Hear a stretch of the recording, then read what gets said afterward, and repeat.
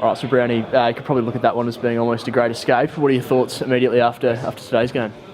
Yeah, it's pretty disappointing that to see some of the efforts in the last half was pretty gut wrenching, and you nearly take it as a loss. The fact that we were able to escape with a 1 point win was miraculous, given the way Kingston were playing. So we'll take the 4 points and move into the bye and look forward to North Hobart. Saw the rendition of the song. It was pretty flat after obviously that last quarter. I think it was 6-0 there. As you said, you do just take the points. Is it just going to be a game that you move on from really quickly, or do you think it's something you'll have to trawl over and really go through? No, look, I don't think it was. It was probably more effort from some guys. They went totally away from the way we want to play, which is disappointing. And I think when things got a little bit tough, guys went very individual, which is not a good sign, because you're going to get that in finals. And we thought we were past that, and there were some patches of the grand final last year that guys were doing their own thing, which is a bit of a worry. Is that something that's immediately been addressed after the game today, or something, obviously the bye next weekend, that you just need to really chat to those individuals moving forward, I suppose? We'll review the game and go through all that sort of stuff. Look, there were some great efforts in the game too that we need to focus on as well. We weren't that bad, but I personally think we were a lot better than that, and Kingston played really well in the second half and probably should have won in the end. When, I guess, that last 50-metre penalty helped Timmy Mosquito get inside 50, then have the shot at goal, what were you thinking? Did you know how much time was left when Mosquito was having the shot? It was actually ironic. The second and third quarters were probably only 24 minutes to 25 minutes, and it was about 26 minutes in the last. So we knew that the game was pretty much nearly up. And when they gave the 50, I thought, well, this should pretty much seal it, whether he kicks a goal or a point. I wouldn't have thought there'd be much time after that. I actually banked him in to kick it, but he pulled it. But we'll take the point. Absolutely. Nigel Lockyer Jr. coming into the side today. How'd you see his first game? It wasn't too bad. He probably it's probably a little bit disappointing early. He lost his starting position a couple of times and got beat in some marking contests, but he bounced back, and look, he's a beautiful kick of the footy. He's got a good athleticism, and he's certainly one that we'll work with and hopefully build on for the next couple of games as well. Mitchie Anderton back in the team today. How'd you see his first game back after obviously Mariners and then the injury that he's had? Yeah, look, we didn't have high expectations of Mitchie. He's a great young talent.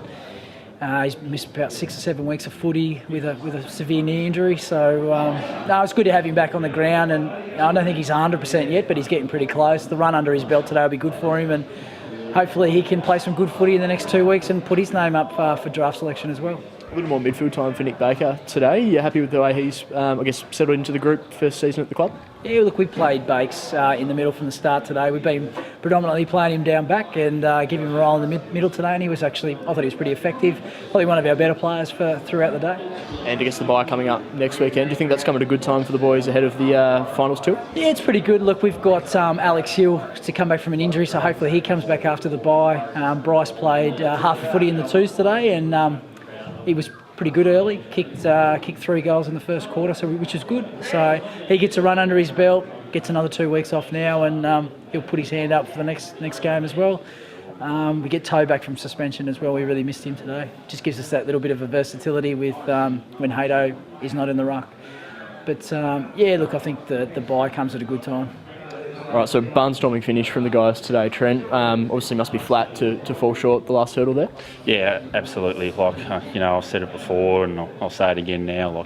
We come in every week with a plan to win, which I think we executed well for 30 minutes there, and maybe in patches, 10 minutes in one quarter, 15 minutes in another, and that's just us learning to be a consistent side over 2 hours. So we had confidence that we could come back. We did it against North Lonnie up there. We came back from a 38-point deficit at three-quarter time to get close in that game.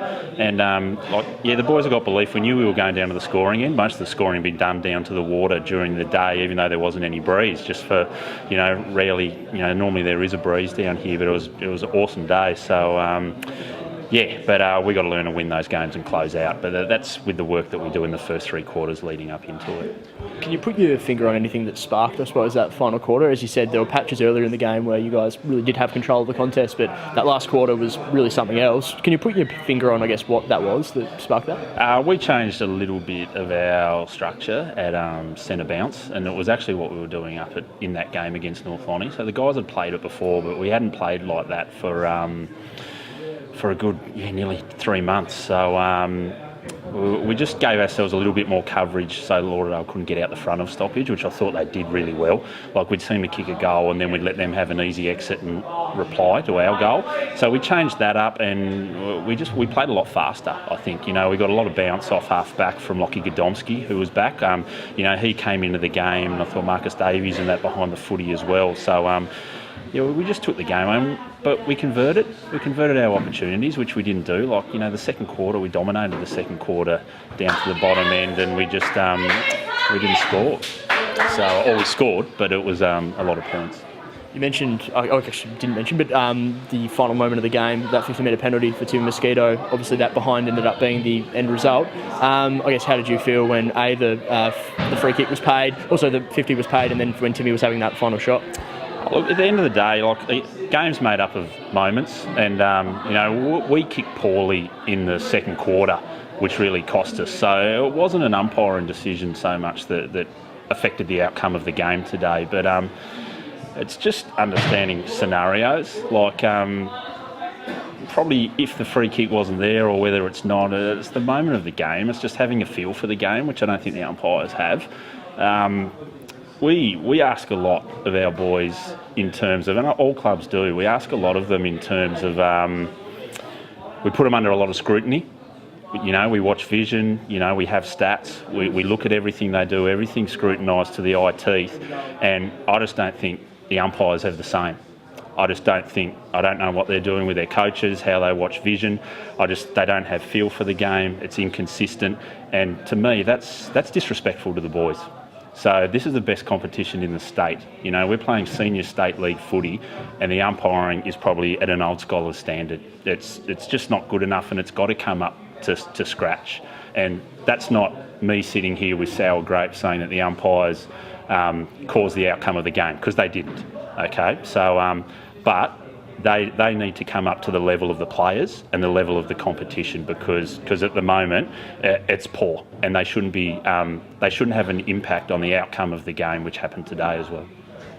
Luke Graham, for you guys, obviously 3 goals in the final term, 6 for the game. You must be really pleased with the way he's able to hit the scoreboard and just compete tirelessly all day. Yeah, we really like Lukey Graham. He's a tough cover, so if you send a tall to him and it gets on the ground, he's really good on the ground. He's mercurial. He can kick goals from the pocket. He snaps it. But if you put a small on him, he's also strong and overhead. And he makes the most of his opportunities. He probably had a couple that he would have liked to have kicked today, but he always, we identify that we could have got him some favourable matchups today, and so we gave him some space to operate in, and he's been doing that for us all year. So he's a class forward.